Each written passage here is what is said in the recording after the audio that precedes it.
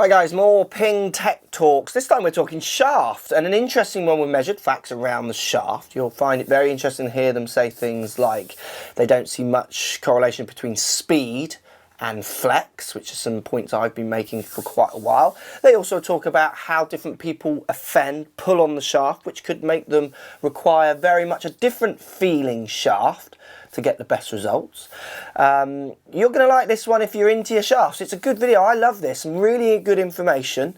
All measured in Enso in Arizona at Ping HQ with the Ping boffins. Let's get stuck in.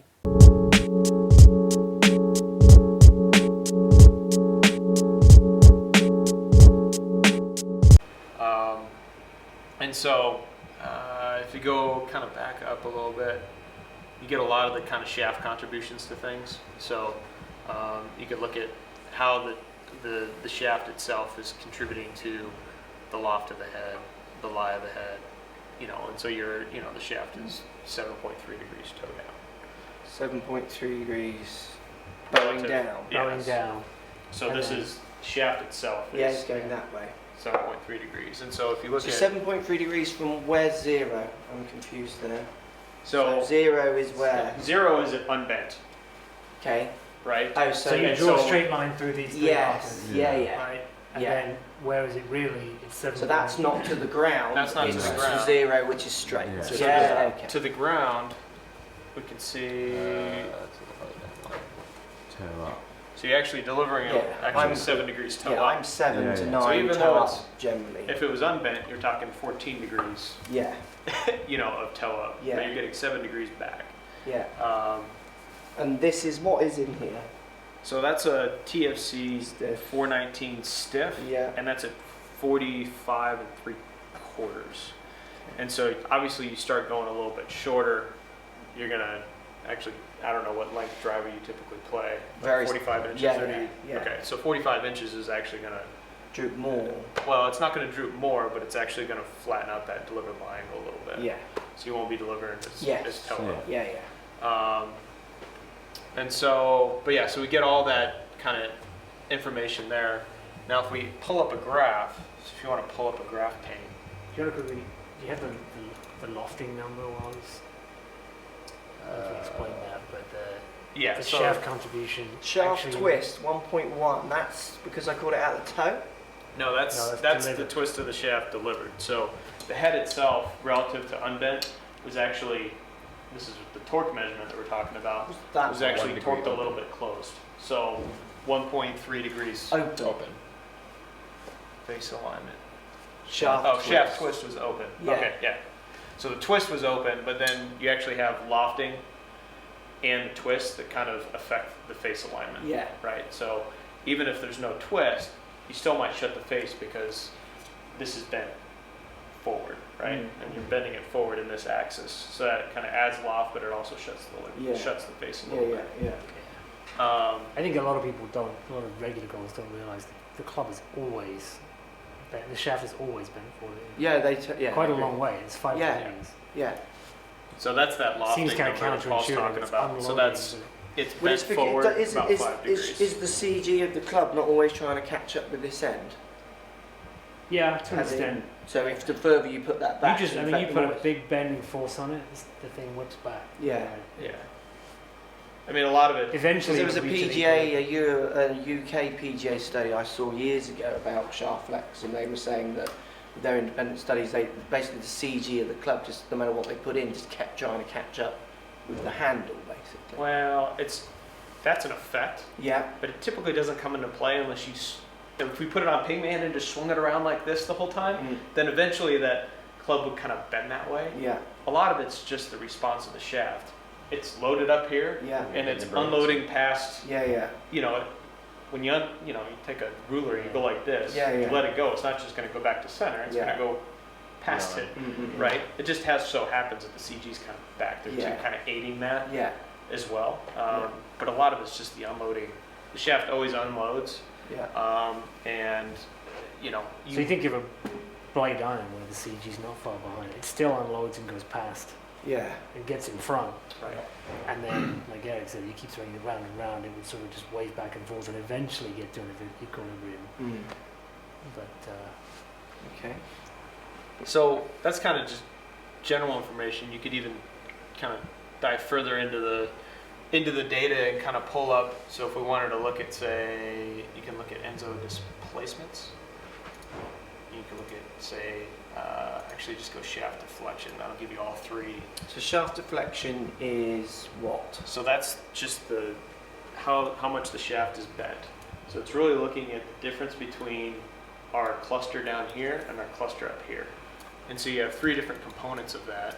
You can see after impact, just the total chaos happens. Yeah. So that's it going like that. Right. And so, you can get the three kind of components of how the shaft's being bent. And so this X is actually kind of deflection in kind of that droop direction. Yeah. The Y is kind of the lead lag direction, and then the Z is kind of the twist. And so you can kind of see, we could go down and start to analyze, all right, this is kind of, there's a huge amount of kind of droop here, and then come back. So that's just, as you're pulling it back, so it's, it's just drooping. Yeah. When you kind of see, eventually that kind of stops, and you end up with a little bit of deflection in the other direction. There's a lot of load there. Most of your load's happening in kind of the loft, de-loft direction. Your face is pointing up to the sky. You're kind of loading it like this. It's going to load more along that axis than it will this axis. And you can kind of see there. Now it's unloading. You go up to impact. Now that's actually in lead. So at some point during your downswing, the club goes from, overshoots. This is the overshoot, right? Yeah. And then starts to loft right around that point. And that's probably about the point that your hands start to decelerate. Yeah. Right. Yeah. And then you march down into impact. The neat thing is we could look at speed. So when we did our aerodynamic studies, how do we figure out how to orient the head? Yeah. Well, we came in here and we looked at how the head was oriented during the downswing, and not only at each point in the swing, not only how it was oriented, but how fast it was traveling. Yeah. And then we could use that to in our simulations to run our CFD simulations or aerodynamic simulations to determine drag through the entirety of the downswing. Yeah. And then we have a good idea how to orient the head in the wind tunnel as well. Yeah. So that's interesting. So go on. So Tom, could you just pull up just this view and then turn on that tracer so we get the last. So one of the things we were really studying, because we used this in when we first got it primarily for shaft design and shaft fitting, and one of the insights we were trying to get was, why is it that a bunch of different players with the same swing speed might fit into totally different shafts? Keep pulling the grip mid. Yeah, there That's you go. It. So this is allowing us to give kind of traces of hand and just the so for the last few frames when we got.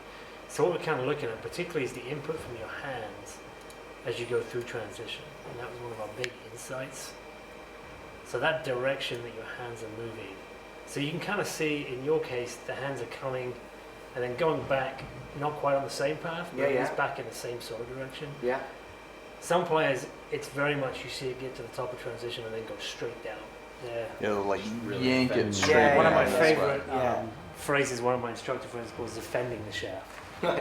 Because as you're moving it straight down, now you're really loading that shaft. Yeah. You're coming a little more back, pulling it a little more through, so you're not offending the shaft as much. Which is kind of what I was expecting to see. You said you can kind of play any flex and get some of the same numbers. That's a part of why. Yeah, absolutely. You're not loading the shaft as much. Yeah.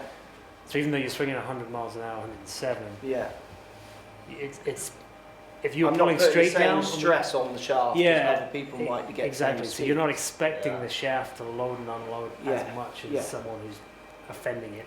Yeah. It's like on tour, so Lee Westwood's somebody who really does a pretty good kind of pull down on it. Really gets inside and kind of really yanks down on it.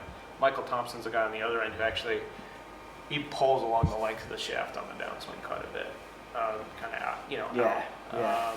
And so again, it's not a ultimately you're trying to look at torques, Yeah. right? So the rotational forces that you're applying, Yeah. looking at kind of the kinematics and how things are moving, kind of serve as a proxy to the type of torques that you're applying. Yeah. And so typically if someone's kind of pulling on the shaft, they're applying a fundamentally different torque than somebody who's kind of pulling down on Yes.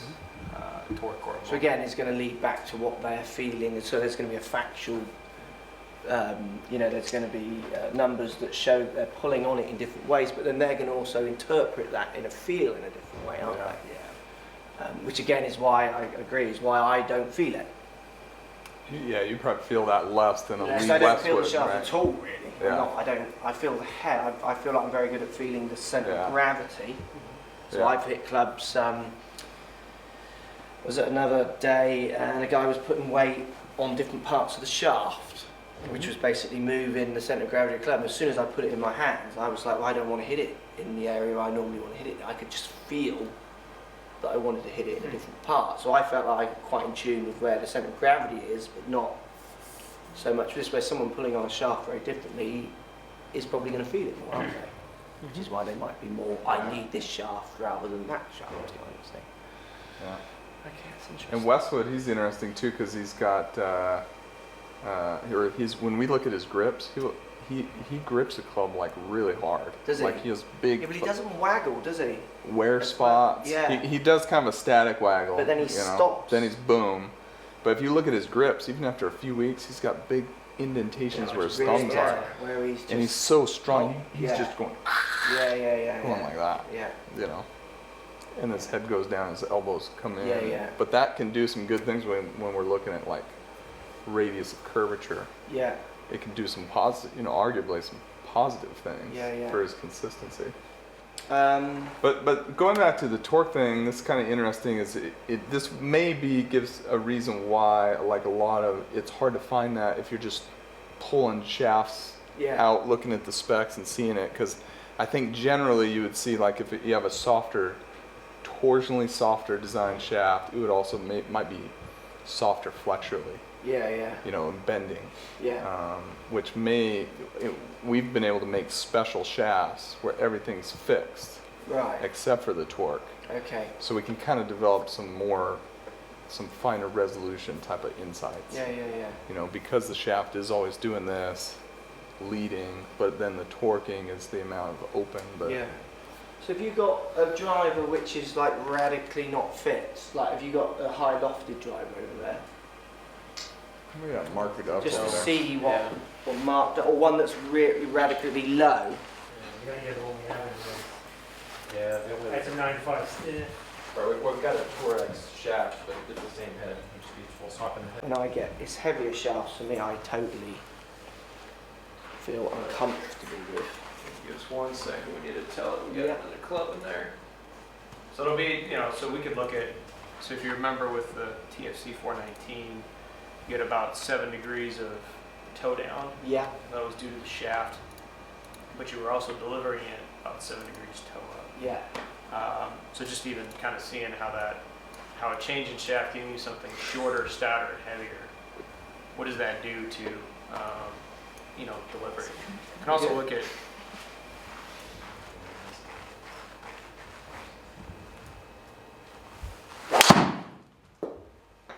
That's out more of a heel strike. High, but fraction more heely.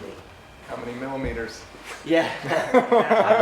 Well, I reckon it's it's either much on the torsionally geometric stiffer is middle, that than the or a TFC few 419? millimeters Is it left of it. significant? because I feel Yeah. with my club path, I feel like my sweet spot hit is There you here. go. High heel. High heel. You How know your heely was it? third of an inch. Just, Oh, no. yeah, almost, 0.4 inches. 0.4 How far's that? centimetre. Yeah. Basically. Of, It's of a the exactly a geometric It's a middle. cent- a That's centimetre from from the like the middle of if you measured it. Correct. And high? Yep. Yeah. About the third of an same. inch high. Yeah. Path was the same. Path is the same. About the same. Speed was a fraction Well, less. let's go back up here. Speed was just a little bit less, yeah.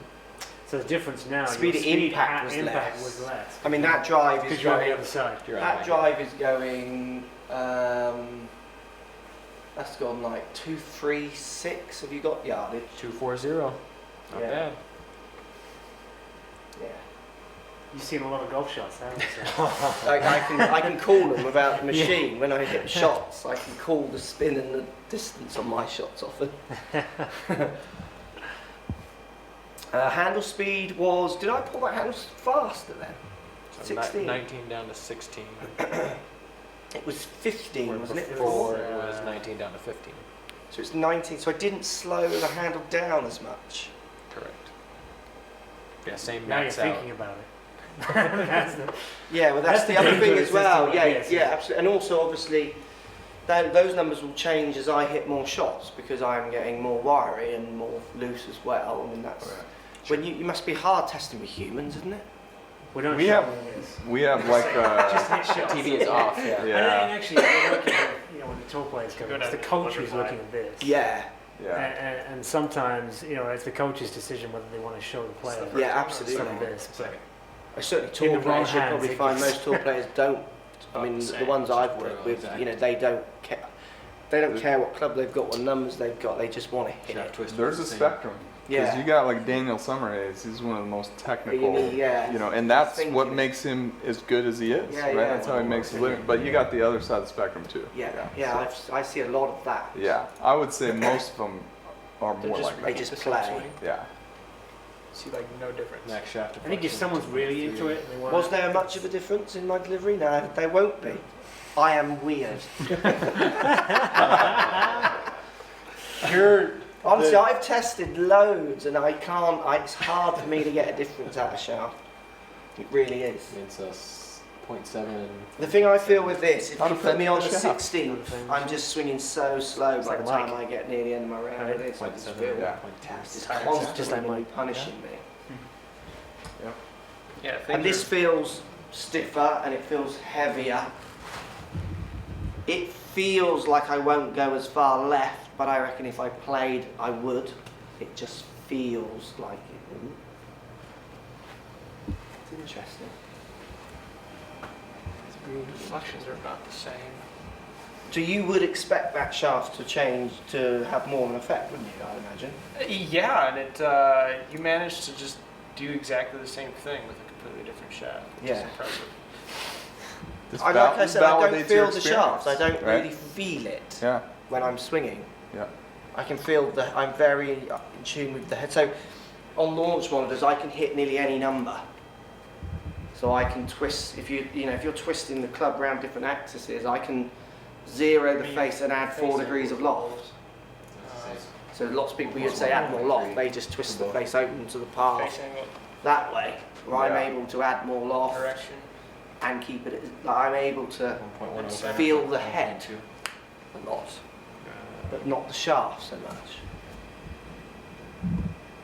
So in the toe down, there wasn't much difference either, There wasn't.